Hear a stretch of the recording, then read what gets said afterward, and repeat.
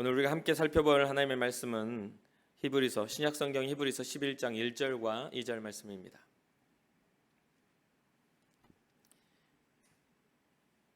신약성경 히브리서 11장 1절과 2절입니다. 우리 한 목소리로 함께 읽어보겠습니다. 시작.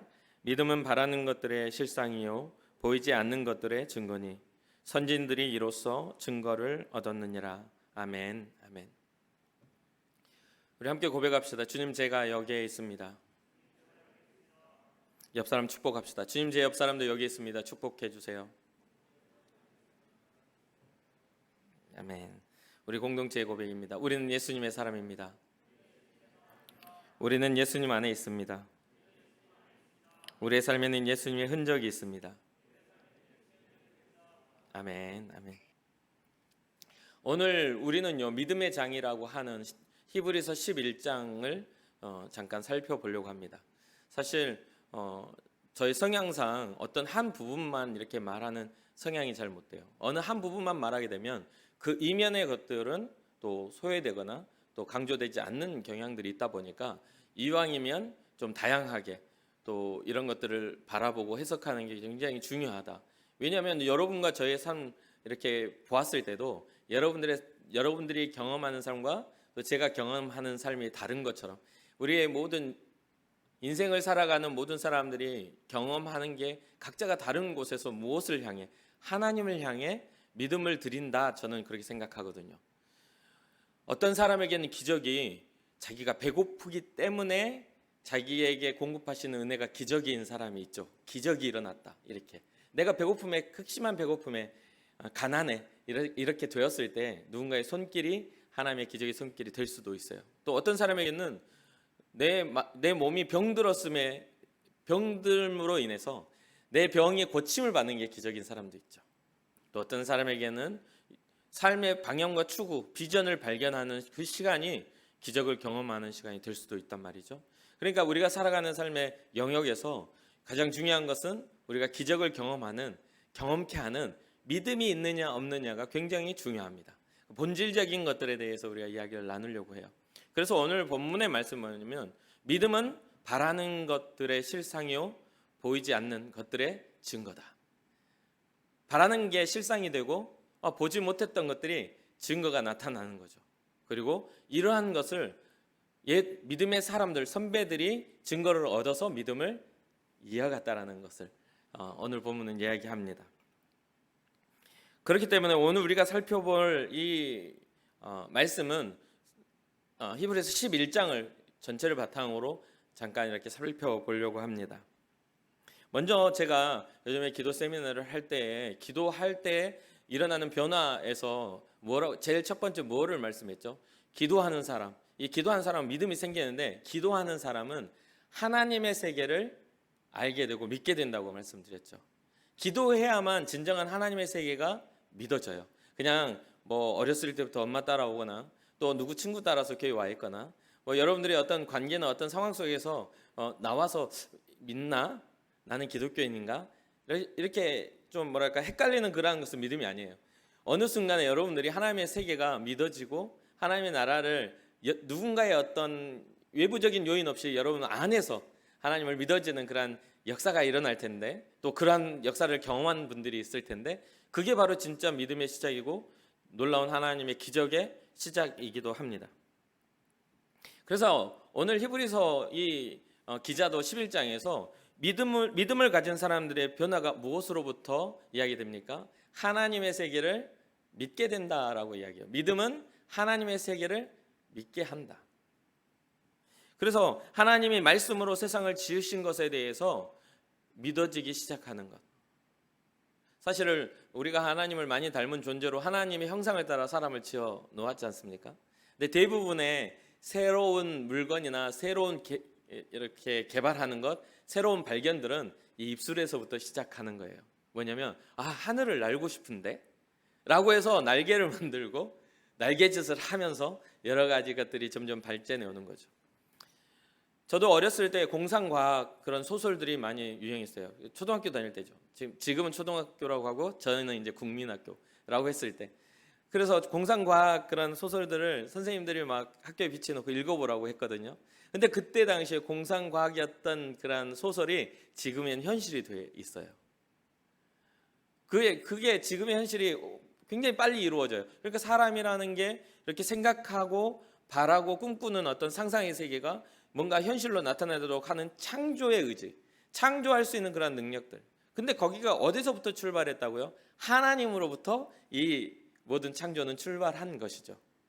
그래서 이 보이지 않는 이 세계에 이 모든 것들을 운행하고 있는 하나님의 역사를 믿게 되는 것, 이 세계가 하나님의 말씀으로 지어진 것을 믿게 되는 것, 이게 바로 믿음의 시작입니다. 사람이 보고 듣고 경험하는 것 이상의 그런 세계를 이 창조의 원리로부터 발견하게 되죠. 사실 제가 이제 살면서 교회를 다니면서 생명공학을 하는 한 집사님이 매일 아침 새벽 기도를 하러 그 새벽 기도를 매일 나오는 걸 보았어요. 생명공학, 이분은 되게 그때 당시에 한 30대 후반, 40대 초반 정도밖에 안 됐는데 지금 이제 10몇 년이 지났으니까 이제 50대 거의 60대 가까이 됐겠죠. 그러니까 그랬었을 때인데 이분이 막 그때의 나이에 러시아나 외국에 나가서 생명공학을 가르쳤던 분이에요. 그 할아버지 박사들을 데려다 놓고, 그만큼 굉장히 우리나라에서는 석학인 분이에요. 여성이기도 해요. 근데 그분이 매일 아침 새벽 기도를 나오는 거예요. 그래서 제가 목사로서도 참 신기했어요. 왜냐하면 생명공학이라 하는 것은 가장 어찌 보면 우리가 논란이 일어나는 게 하나님의 창조의 섭리에서 이렇게 벗어난 그런 학문처럼 우리가 생각하지 않습니까? 그런데 그러한 것의 중심에 있는 그분은 매일 아침 새벽 기도를 하고 매일 아침 눈물로 하나님 앞에 기도하는 것을 보았어요. 그래서 제가 그분한테 물었어요.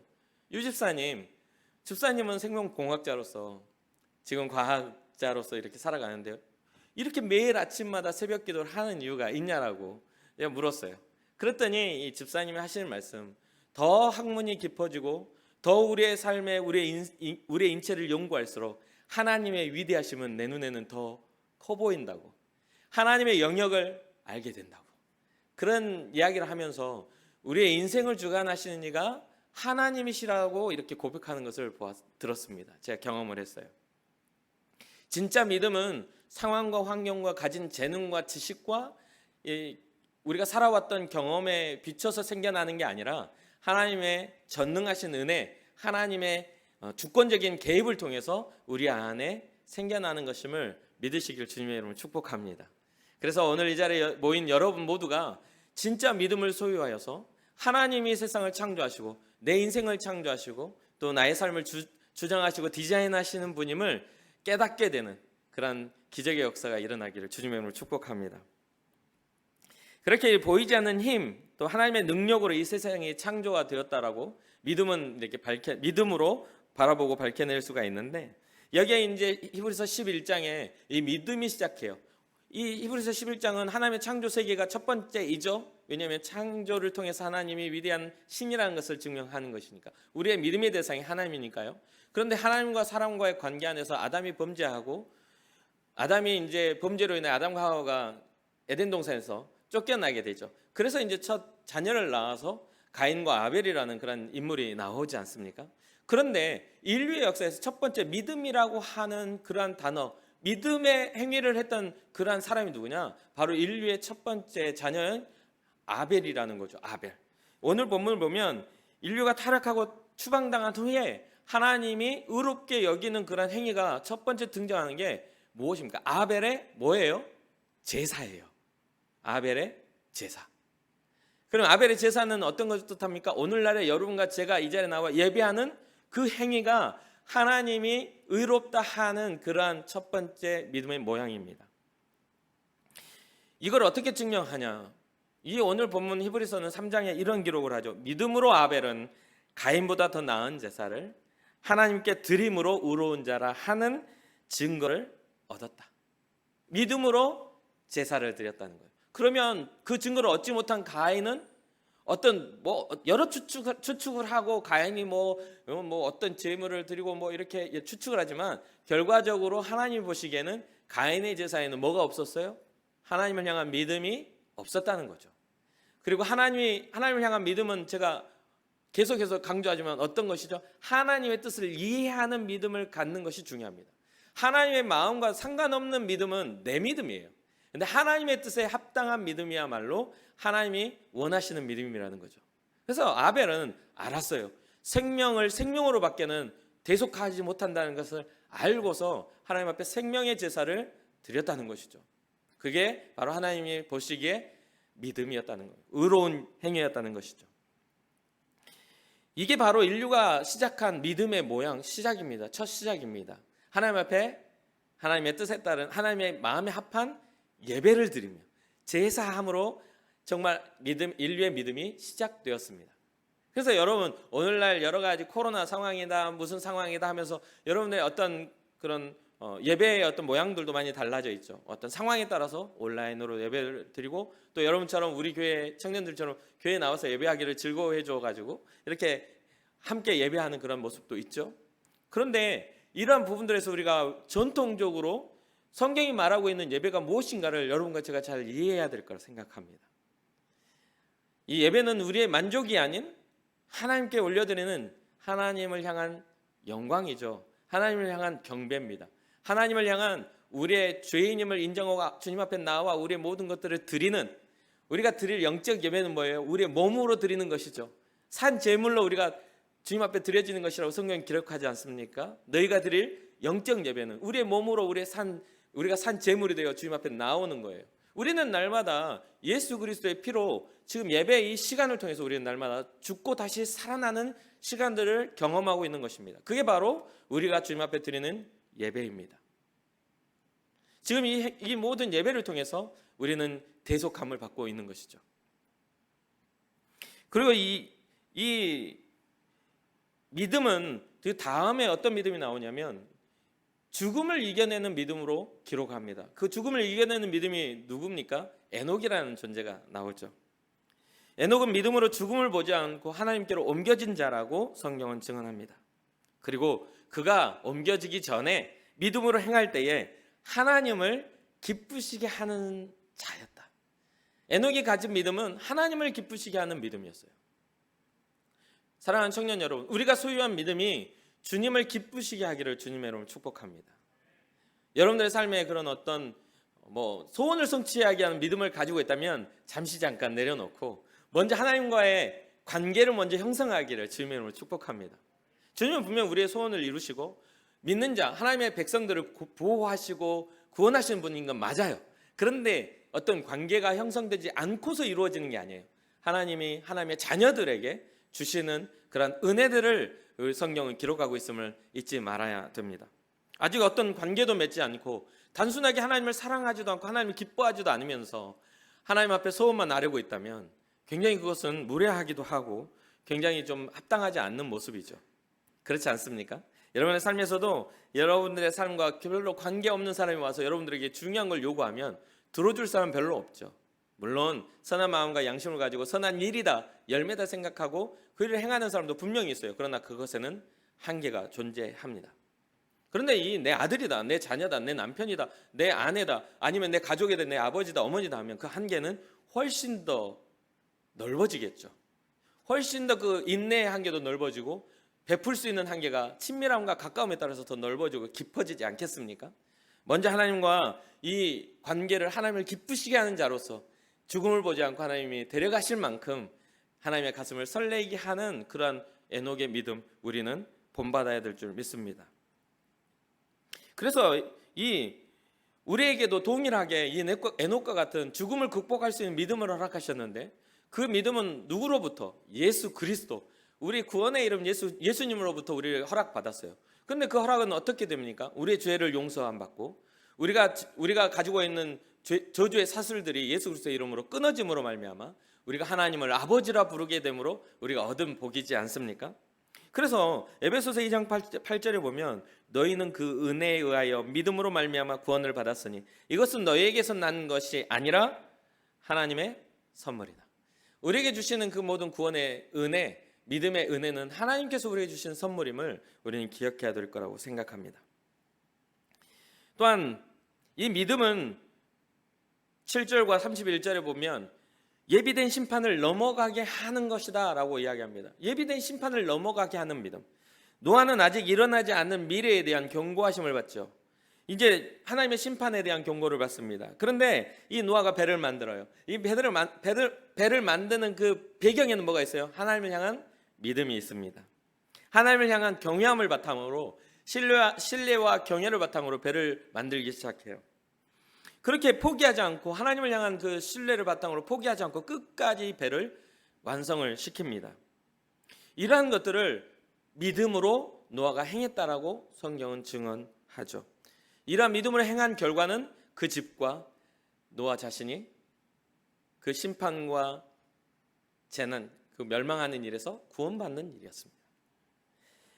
이것이 바로 믿음으로 얻는 하나님의 의, 하나님의 구원입니다. 우리를 향하신, 우리를 살리시고자 하는 하나님의 뜻이죠. 동일하게 이 이스라엘 백성이 가나안 땅을 정복할 때에, 여리고성이 무너질 때 정탐꾼들을 보냈는데 그 정탐꾼들을 이렇게 맞이하여서 평안하게 숨겨주고 그 자기의 구원을 이룬 기생 라합이 등장을 하죠. 이 기생 라합도 믿음으로 이 파견한 정탐꾼을, 장차 이스라엘의 하나님이 이 모든 것들을 주관하시리라는 그 믿음으로 기생 라합이 그 정탐꾼을 숨겨주었다라고 이야기를 하고 있습니다.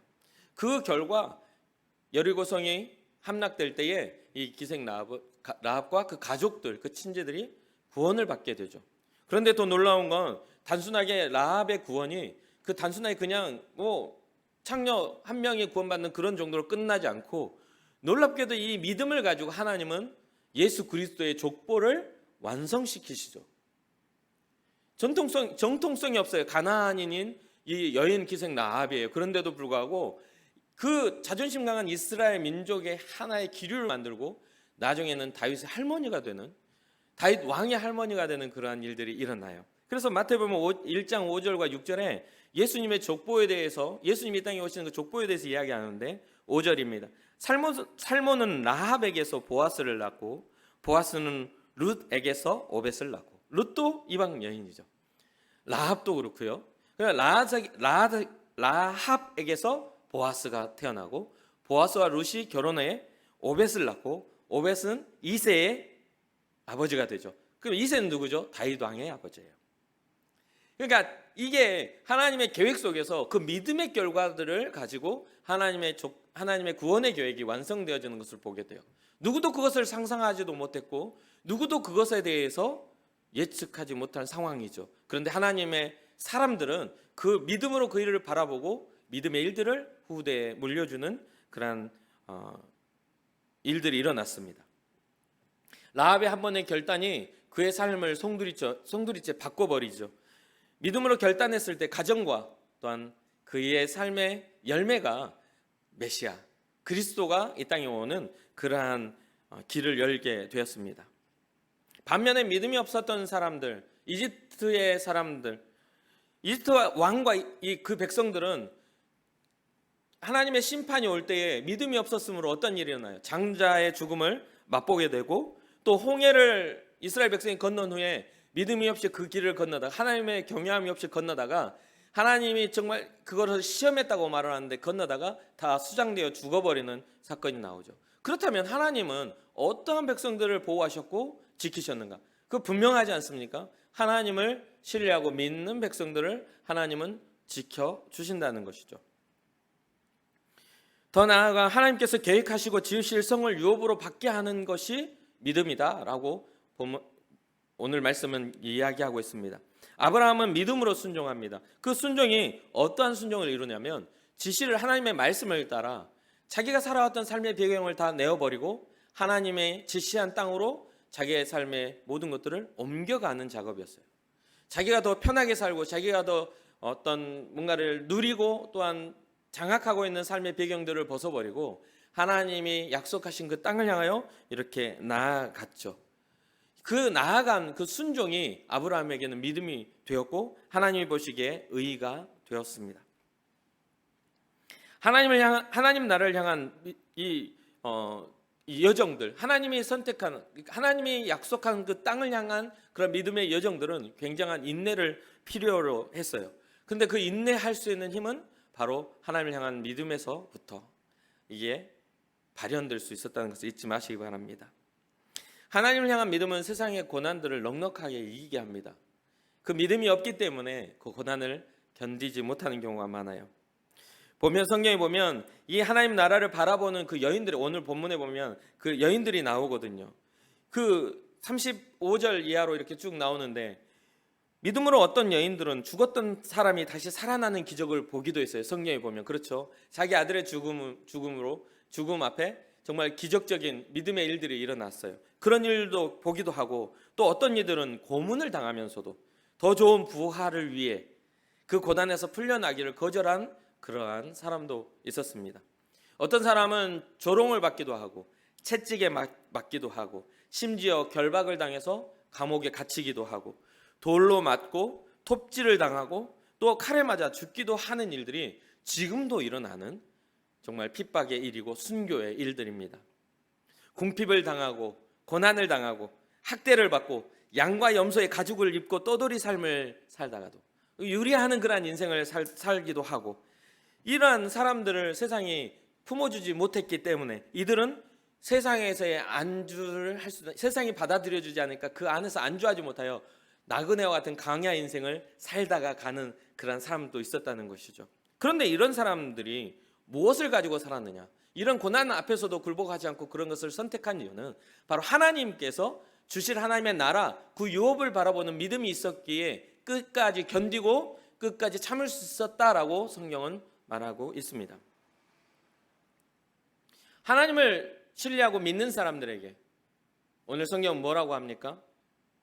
믿음으로 살아가는 사람들에게 더 좋은 계획을 미리 세워두셨다라고 말합니다. 이게 바로 우리를 향하신 바로 하나님의 계획인데, 그것을 보지 못하고 그것을 경험하지 못하고 죽었던 사람들은 누구를 기다렸냐면 완성시키실, 영원한 구원을 완성시키실 그리스도를 기다렸다는 거예요.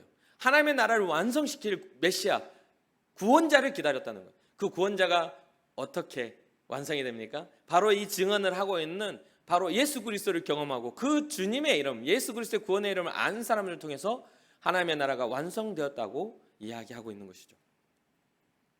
사랑하는 청년 여러분, 하나님의 나라를 우리에게 유업으로 주시고자 예수 그리스도는 이 땅에 오신 줄 믿으시기를 주님의 이름으로 축복합니다. 이 믿음은 생명의 약속을 성취하게 합니다.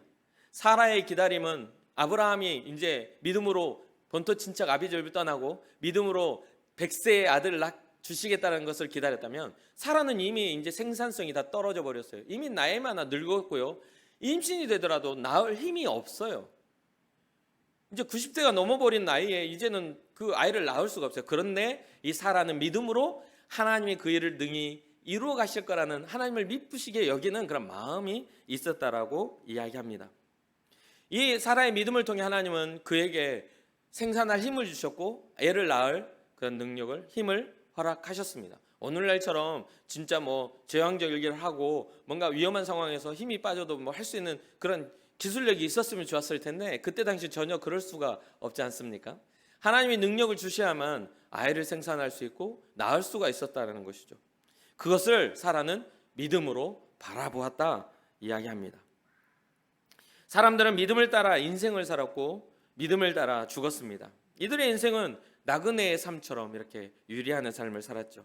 그 이유는 바로 하나님의 나라, 본향을 기다리는 그런 마음이 있었다라고 이야기를 해요. 16절입니다. 그들이 이제는 더 나은 본향을 사모하니 곧 하늘에 있는 것이라. 이러므로 하나님이 그들의 하나님의 일컬음을 받으심을 부끄러워하지 아니하시고, 하나님이 그들의 하나님이라는 일컬음을 부끄러워하지 않는다. 저는 이 말에 참 감동을 하거든요. 하나님이 나의 아버지라고 내가 할 때에, 내가 여러분이 하나님의 자녀로서 선언하고 나는 하나님의 딸입니다, 하나님의 아들입니다라고 할 때 네가 하나님이 부끄러워하셔버리면 얼마나 슬픈 일이겠어요. 그런데 이 믿음의 사람들 보면 하나님이 이들의 하나님이라는 말을 부끄러워하지 않으셨다라고 합니다. 사랑하는 청년 여러분, 우리의 삶의 본질이 하나님이 나의 삶을 부끄러워하지 않을 만한 하나님의 딸로, 하나님의 아들로서 살아가는 하나님의 자녀가 되는 은혜가 있기를 주님의 이름으로 축복합니다. 그러려면 어떻게 해야 되죠? 우리는 믿음으로 우리의 삶의 모든 것들을 이겨내야 합니다. 세상에서는 미련하다고 말할 만한 일들, 세상에서는 이해하지 못하는 그러한 일들일지라도, 그들은 보지 못하고 그들 알지 못하는 일일지라도 우리의 눈으로는 우리의 믿음의 눈으로는 하나님을 바라보고 하나님의 나라를 정말 바라보고 믿을 수 있는 바로 오늘 본문의 이야기와 같은 그런 믿음이 우리 가운데 있기를 소망해 봅니다. 그리고 이 믿음은 시험을 이기게 합니다. 하나님은 자신의 축복을 주신 아브라함에게 뭐를 요구하시죠? 독자 아들을 이삭을 바쳐라 라고 이야기를 해요. 그런데 이 시험을 당할 때 이 아브라함은요, 이 믿음으로 이 시험 자체를 통과해 버립니다. 이 특수한 명령은 사실 당해보지 않으면 이게 와닿지 않는 거죠. 내 아들, 그것도 100세가 돼서 낳은 이 아들을 갑자기 바치라고 하는 것은 그 단순하게 데려다 놓고 가라는 이야기가 아니라 각을 뜨고 피를 뽑고 불을 살라 하나님 앞에 제물로 바치라는 건데 이거를 어떻게 해요? 쉽지 않죠. 그런데 아브라함은 성경을 보면 아침 일찍 일어나 하나님 앞에 제사를 드려야 할 그 산으로 올라갑니다. 그곳을 향해 출발합니다. 그때 이삭이 물어보죠. 아버지, 불도 있고 장작 태울 나무도 있는데 제물은 어디 있나요? 그런 질문을 합니다. 그래서 아브라함이 제물은 너야 이렇게 말 안 하고 어떠한 이야기를 하죠? 하나님이 자기를 위하여 예비하셨단다. 하나님이 자기를 위하여 제물을 예비하셨단다 라고 하면서 거기에서 비롯해서 나온 말이 뭡니까? 여호와 이레, 하나님이 예비하신다 라는 그러한 이야기를 합니다. 그리고 결국은 하나님은 아브라함의 그 믿음을 보시고 아브라함을 검증하시고 그 독자 이삭을 잡는 것을, 죽이는 것을 막으시죠. 그리고 자기를 위하여 예비한 제물을 통하여 하나님 앞에 제사하도록 하는 것들이 성경에 기록이 됩니다. 사랑하는 청년 여러분, 여러분의 삶과 저의 삶에 이러한 믿음의 일들이 일어나야 되는데 사실은 어렵죠. 특수한 상황 속에서만 우리가 발휘될 수 있는 믿음처럼 보여요. 그러나 여전히 우리는요, 그들과 동일하게 특수한 상황 속에서 살아갑니다. 지금 우리는 믿음을 선택합니다. 그렇죠? 오늘도 여러분 믿음을 선택했을 거예요. 여러 가지 환경과 조건과 코로나뿐 아니라 사람들의 시선, 여러 가지의 세상이 가르치고 있는, 문화가 가르치고 있는 그러한 시선에 따라서 우리의 모양들이 결정이 됩니다. 여러분, 지금 우리가 마스크를 쓰고 있는 것도 어떤 시스템적인 그러한 요구이죠. 요즘에 프리미어 리그가 다시 개막을 하고 뭐 이렇게 라운드가 진행되고 있는 동안에 영국 그 게임을 보면 영국 사람들 다 마스크 벗고 있습니다. 그렇다고 해서 그 나라에서 마스크 벗은 게 비난의 요소일까요? 비난합니까? 아니요. 더 시원하다고 난리치면서 소리 지르면서 응원하고 있지 않습니까? 그런데 여러분 중에 지금 저만 해도 여러분 중에 마스크 벗고 있는 분이 있으면 되게 껄끄럽게 생각하면서 마스크 써요, 마스크 쓰라고 이렇게 말하고 있을지도 모릅니다. 약간 문화적인 차이 아닙니까? 상황적 요소 아닙니까? 그렇죠. 누군가에게는 너무나 쉬운 것이 누군가에게는 굉장히 어려운 경우가 생겨나요. 그러한 것들을 결정하는 게 무엇인가요? 마음의 장벽이나 우리가 하나님 앞에 예배하는 것을 방해하는 요소들이 무엇인가요? 환경적인 요소나 여러 가지 외부적인 요소들이 많지요.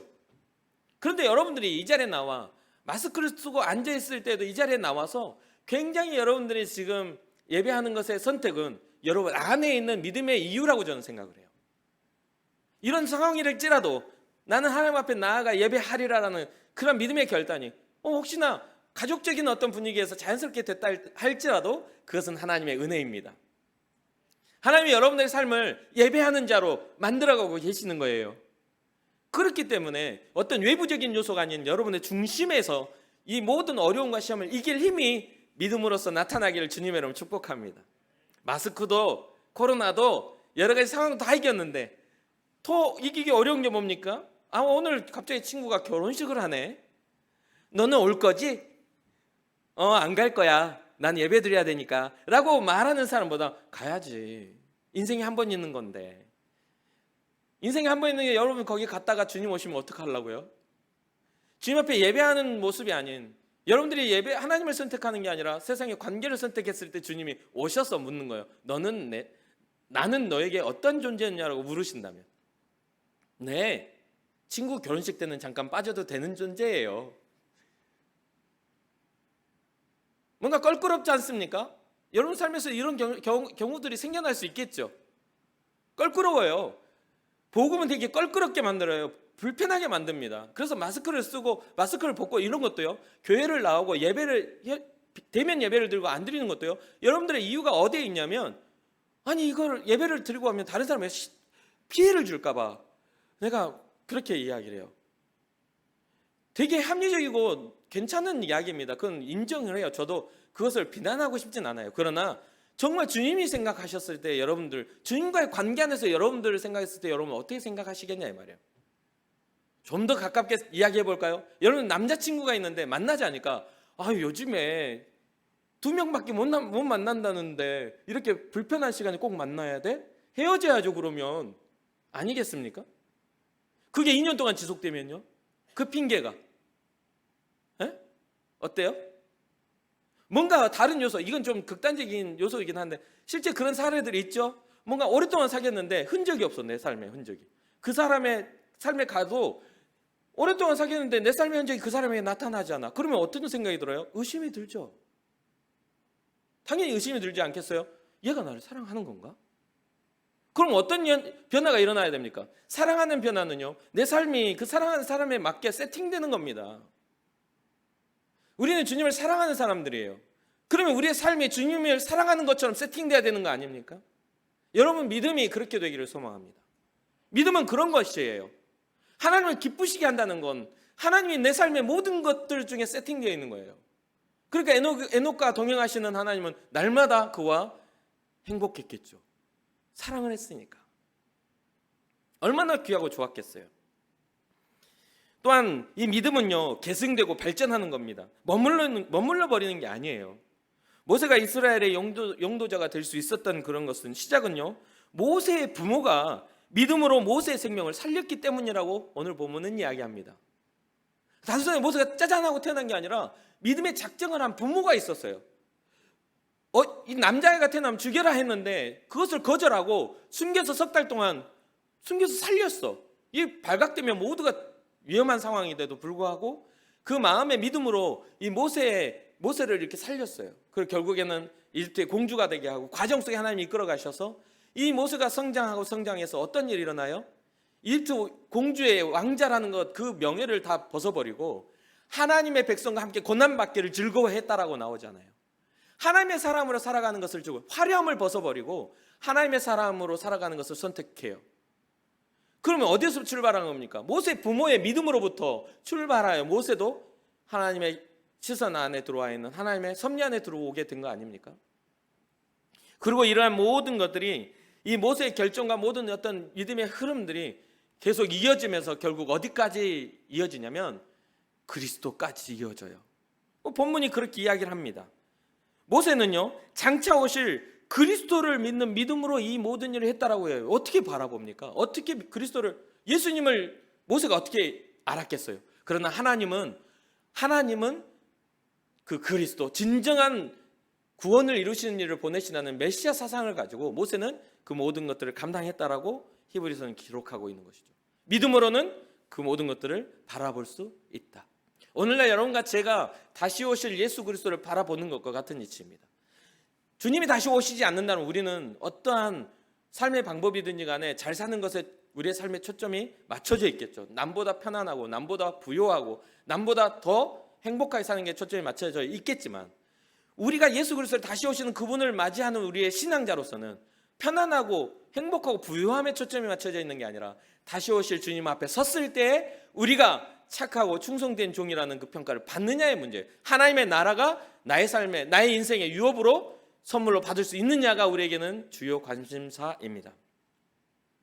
사랑하는 청년 여러분, 우리의 믿음은 우리에게서 머물러서는 안 돼요. 우리의 믿음이 계승돼야 돼요. 전해져야 합니다. 누군가를 손을 붙잡고 생명으로 우리를 이끌어오는 그러한 믿음이 있어야 되는 것이죠. 마지막으로 이 믿음은 연약한 자들을 강하게 합니다.